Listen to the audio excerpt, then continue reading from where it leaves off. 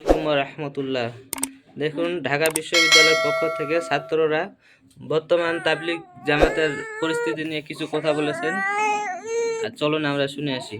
পদার্থবিজ্ঞান বিভাগের মাস্টার্সে অধ্যয়নরত একজন শিক্ষার্থী। আমি তবলিগ জামাতের বর্তমান সময়ের সমস্যা নিয়ে ঢাকা বিশ্ববিদ্যালয়ের শিক্ষার্থীদের পক্ষ থেকে কিছু বক্তব্য আপনাদের সামনে পেশ করতে চাচ্ছি। আমার প্রিয় সাংবাদিক ভাইরা, আজ আমরা গভীর উদ্বেগ ও দুঃখের সঙ্গে আপনাদের সামনে উপস্থিত হয়েছি। আমরা এখানে উপস্থিত হয়েছি ঢাকা বিশ্ববিদ্যালয়ের সাধারণ শিক্ষার্থীদের পক্ষ থেকে।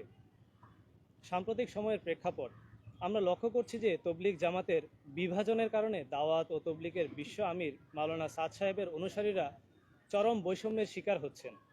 এটি আমাদের জন্য গভীর উদ্বেগের বিষয়। আমরা প্রথম থেকেই চেয়েছিলাম যাতে কোনো পক্ষ বৈষম্যের শিকার না হয় এবং বিভাজন থেকে কোনো সহিংসতা সৃষ্টি না হয়, কিন্তু অত্যন্ত দুঃখের সঙ্গে বলতে হচ্ছে বিশ্ব আমির মাওলানা সাদ সাহেবের অনুসারীরা বারবার বৈষম্যের শিকার হয়েছে, যার সাম্প্রতিক উদাহরণ হলো মাওলানা জুবায়ের সাহেবের অনুসারীরা টঙ্গীর ইজতেমার ময়দানে 5 দিনের জোর করতে পেরেছে, কিন্তু মাওলানা সাদ সাহেবের অনুসারীদেরকে 5 দিনের জোর টঙ্গীর ময়দানে করতে অনুমতি দেওয়া হয়নি। 17 ডিসেম্বর সাদ সাহেবের অনুসারীরা ওই প্রোগ্রামের জন্য মাঠে প্রবেশ করেছিল। জুবায়ের সাহেবের অনুসারীরা 4 ডিসেম্বর সেই প্রোগ্রাম শেষ করে, তবুও তারা মাঠে অবস্থান করেছিল, যার ফলশ্রুতিতে টঙ্গীর ময়দানে উভয় পক্ষের মধ্যে এক অনাকাঙ্ক্ষিত ঘটনা ঘটেছে। সাম্প্রতিক ঘটনাগুলো বিভেদ ও বৈষম্যের পরিণতি, যা অত্যন্ত দুঃখজনক। আমরা ঢাকা বিশ্ববিদ্যালয়ের সাধারণ শিক্ষার্থীদের পক্ষ হতে দ্ব্যর্থহীনভাবে বলতে চাই যে এই বৈষম্য দ্রুত নিরসন হওয়া জরুরি। দুই পক্ষের মধ্যে শান্তি ও ঐক্য ফিরিয়ে আনতে আমাদের সবাইকে এগিয়ে আসতে হবে।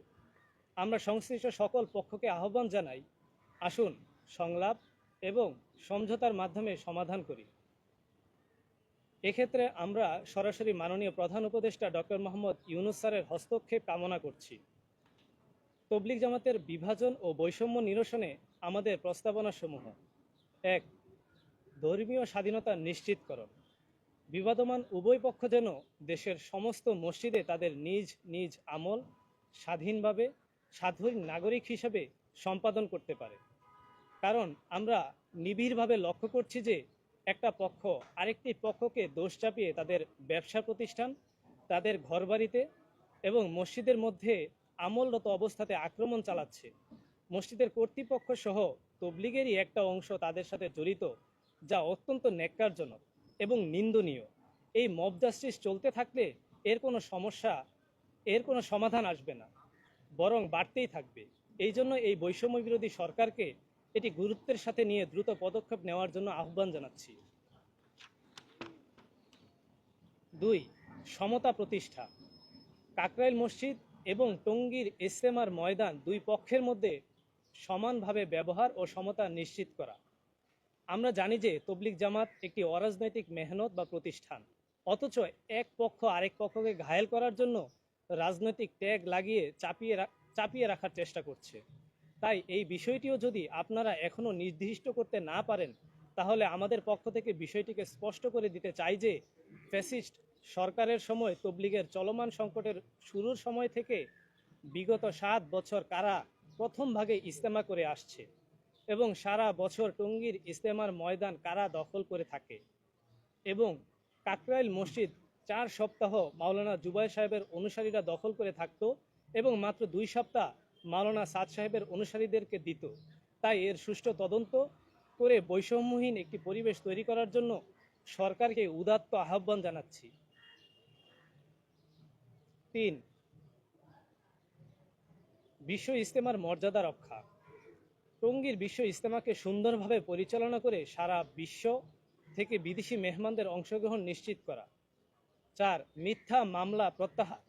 সব ধরনের মিথ্যা মামলা প্রত্যাহার করে সবাইকে স্বাধীনভাবে তবলিগের মেহনত করার সুযোগ প্রদান। 5. বিচার বিভাগীয় তদন্ত। সমস্ত হত্যাকাণ্ডের সুষ্ঠু বিচার নিশ্চিত করার জন্য বিচার বিভাগীয় তদন্ত পরিচালনা। 6. উস্কানিমূলক বক্তব্য বন্ধ। কেউ যেন কারো বিরুদ্ধে কোনো উস্কানিমূলক বক্তব্য প্রদান না করে ধর্মীয় সহ অবস্থান নিশ্চিত করে দেশের শান্তি ও মঙ্গল রক্ষা এবং বহির্বিশ্বে বাংলাদেশের সম্মান অক্ষুণ্ণ রাখা। 7. মুরব্বীদের অংশগ্রহণ নিশ্চিতকরণ। অন্যান্য ধর্মীয় গোষ্ঠীর মতো দুই পক্ষই যেন তাদের মুরব্বীদের অনুষ্ঠানে অংশগ্রহণের সুযোগ পায় এবং কোনো বাধার সম্মুখীন না হয়। ৮. বিদেশি মেহমানদের অংশগ্রহণ বৃদ্ধি। আগামী বছরের বিশ্ব ইজতেমায় অধিক সংখ্যক বিদেশি মেহমানদের অংশগ্রহণ নিশ্চিত করার লক্ষ্যে উভয় পক্ষের নিজ নিজ প্রচেষ্টা এবং সরকারি সহযোগিতা প্রদান। ৯. সরকারি উদ্যোগ। সরকারি সর্বোচ্চ মহল নিরপেক্ষ থেকে দুই পক্ষকে একত্রিত করে সমস্যার মূল কারণ উদ্ঘাটন এবং কার্যকর সমাধান প্রদান। ১০. জাতীয় ঐক্য।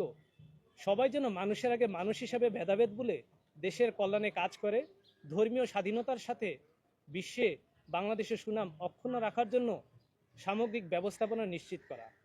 ১১. দেশব্যাপী উগ্রপন্থা, সহিংসতা, মেসাকার ও মব জাস্টিস বন্ধ করতে হবে। সাংবাদিক সহ সাধারণ মুসল্লিদের জানমালের নিরাপত্তা প্রদানে জরুরি পদক্ষেপ নিতে হবে। ধন্যবাদ। আসসালামু আলাইকুম। জি, আমি ঢাকা বিশ্ববিদ্যালয় পদার্থবিজ্ঞান বিভাগের মাস্টার্সে অধ্যয়নরত থিসিসের একজন স্টুডেন্ট। নাম আব্দুল্লাহ আল মাহমুদ। আরো আসসালামু আলাইকুম। আমি শিশির আহমেদ তানিম, ঢাকা বিশ্ববিদ্যালয় আইন বিভাগের 20-21 সেশনের শিক্ষার্থী। প্রিয় সাংবাদিক ভাইরা, একটা বিষয়ে পরিষ্কার থাকা দরকার। আপনারা সবাই অবগত আছেন, গত রবিবার আমাদের ঢাকা বিশ্ববিদ্যালয়ের শোরায় নেজাম অনুসারী তাবলিগের সাথী ভাইরা, আপনারা জুবাইরপন্থী হিসেবে যাদেরকে চিনেন, তারা একটি সংবাদ সম্মেলন করেছিল। আপনারা কখনোই এমনটা মনে করবেন না যে আমরা তাদের সংবাদ সম্মেলনের প্রেক্ষিতে পাল্টা কোনো সংবাদ সম্মেলন করতেছি, বরং আমাদের বর্তমান তাবলিগের সাম্প্রতিক সমস্যা নিয়ে কিছু প্রস্তাব ছিল। আমরা সেই প্রস্তাবগুলো উপস্থাপন করার জন্যই আজকে প্রোগ্রামটি করতেছি। কারণ আমরা মনে করি এবং বিশ্বাস করি যে যুক্তিতর্কের মাধ্যমে পাল্টাপাল্টি যদি আমরা যুক্তিতর্ক শুরু করি, তাহলে এই সমস্যার কোনো সমাধান হবে না, বরং সমস্যা, ঝগড়া বিবাদ আরও বৃদ্ধি পাবে। আমরা চাই শুধু বাংলাদেশে না, সারা বিশ্বের মধ্যে তাবলিগের কাজ আবার এক প্ল্যাটফর্মের অধীনে চলে আসুক।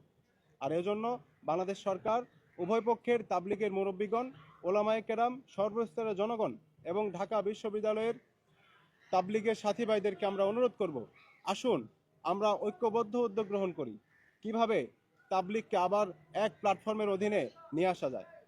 এই ঢাকা বিশ্ববিদ্যালয় থেকে অনেক বড় বড় আন্দোলন সংগ্রামে নেতৃত্ব দেওয়া হয়েছে এবং এর সফলতার খবর আমরা জানি। 52 ভাষা আন্দোলন থেকে শুরু করে 71-এর মহান মুক্তিযুদ্ধ, 90-এর স্বৈরাচার বিরোধী আন্দোলন এবং সর্বশেষ 2024 সালের জুলাই গণঅভ্যুত্থানে ঢাকা বিশ্ববিদ্যালয়ের ছাত্রদের অগ্রণীর ভূমিকার কথা আমরা সবাই জানি। আমরা বিশ্বাস করি, আমরা ঢাকা বিশ্ববিদ্যালয়ের শিক্ষার্থীরা যদি উদ্যোগ গ্রহণ করি, উভয় পক্ষের মুরব্বীদের সাথে যতদিন লাগে আমরা আলোচনা পর্যালোচনা করি, আমরা ইনশাআল্লাহ অতি দ্রুত এই তাবলিগকে আবার এক প্ল্যাটফর্মের অধীনে নিয়ে আসতে পারবো। এবং যতদিন পর্যন্ত তাবলিগকে আমরা এক প্ল্যাটফর্মের অধীনে নিয়ে আসতে না পারি, ততদিন পর্যন্ত তাবলিগকে সকল ধরনের সংঘাত, সহিংসতা থেকে মুক্ত রাখার জন্য আমরা ছাত্ররা সরকারের সাথে যৌথভাবে কাজ করে যাব। আর এজন্য কাকরাইল মসজিদ, টঙ্গী ইজতেমা ময়দান, সারা বাংলাদেশের প্রত্যেকটা মসজিদে উভয় পক্ষের সমানভাবে তাবলিগের কাজ করার, আমল করার সুযোগ নিশ্চিত করতে হবে। অন্যথায় এক পক্ষ যদি আরেক পক্ষকে বৈষম্যের দিকে ঠেলে দেয়, এক পক্ষ যদি আরেক পক্ষকে প্রতিহত করার হুঁশিয়ারি দেয়, বাধা দেওয়ার হুমকি প্রদান করে, তাহলে এই তাবলিগের সমস্যা কখনোই সমাধান হবে না। বরং পরিস্থিতি যদি এমনভাবে চলতে থাকে, না জানি আরও কত সংঘর্ষের চিত্র আমাদেরকে দেখতে হবে। আল্লাহ তাআলা আমাদের সকলকে বুঝার এবং আমল করার তৌফিক দান করুন। আমিন। আসসালামু আলাইকুম। শিশির আহমেদ তানিম, আইন বিভাগ, 20-21 সেশন। যে আপনাদের কোনো প্রশ্ন থাকলে করতে পারেন। না, আমরা যে কোনো পন্থী না তা না, আমরা নিজামুদ্দিন মার্কাজের অনুসারী, যাদেরকে আপনারা সাতপন্থী হিসেবে জেনেন, আমরা তাদের অনুসারে আমরা তাবলিগের কাজ করি।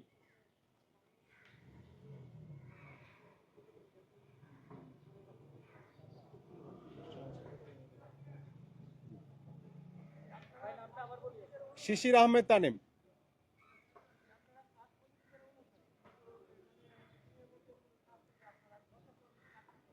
না, ব্রিফিংয়ে আমরা তো একবারও বলি না, সচেতন ছাত্র সমাজের কথা বলা হয় না। আমরা ঢাকা বিশ্ববিদ্যালয়ে শিক্ষার্থী হিসেবে আজকে এখানে এসেছি।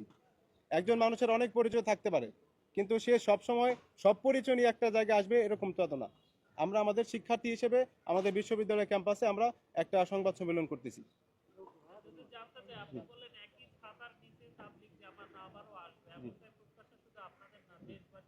জি।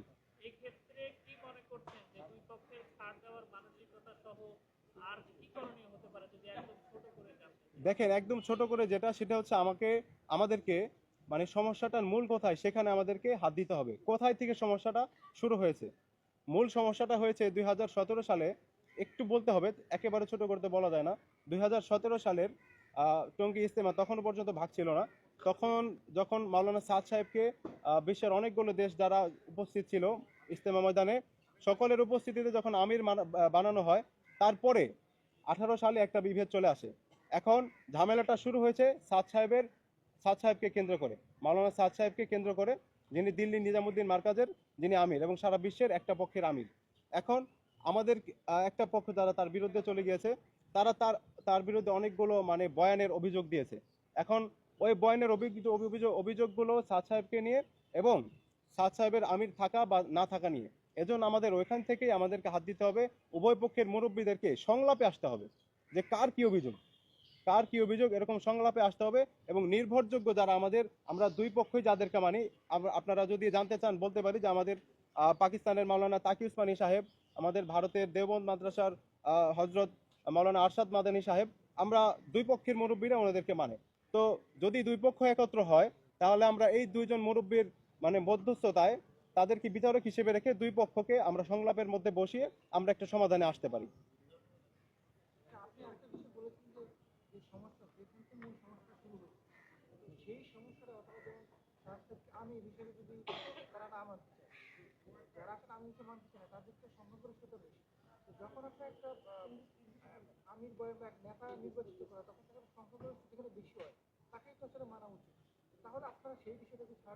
না, দেখেন, এখানে বিষয়টা হচ্ছে তাবলিগ শুধু বাংলাদেশে না, তাবলিগ সারা বিশ্বব্যাপী এবং আমির সারা বিশ্বব্যাপী নির্ধারণ করা হয়। বিগত দিনে যত আমির ছিল তারা সবাই কোনো দেশের জন্য ছিল না, তারা দেশের জন্য হয়তো অনেক দেশে আছে, কিন্তু বিশ্ব আমির একজন করে ছিল, যেমন মাওলানা ইলিয়াস সাহেব, মাওলানা ইউসুফ সাহেব এবং হচ্ছে মাওলানা ইনামুল হাসান সাহেব, তারা ছিল বিশ্ব আমির। এখন আপনি শুধু বাংলাদেশের পরিস্থিতিটা দেখতেছেন হয়তো, যে বাংলাদেশের মাদ্রাসার অধিক সংখ্যক মাদ্রাসা শিক্ষার্থী সহ আমাদের যারা শোরাই নিজাম অনুসারী তাদের সংখ্যাটা বেশি, কিন্তু সারা বিশ্বের সংখ্যা যদি আপনি হিসাব করেন, এটা আপনি যেহেতু বিষয়টা হাত দিয়েছেন, আপনাকে একটু দেখতে হবে যে আমি বলতে চাই আমার যেটা ধারণা যে সাদ সাহেবের অনুসারী বা নিজামুদ্দিন মার্কাজের অনুসারীদের সংখ্যাটাই বেশি।